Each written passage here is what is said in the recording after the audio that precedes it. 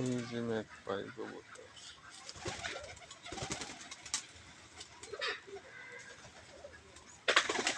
এই যে একটা, দুইটা, আর এই যে এক বেটা।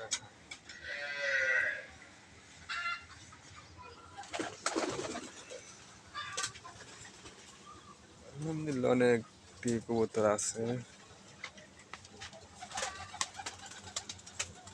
আলহামদুলিল্লাহ ভালোই।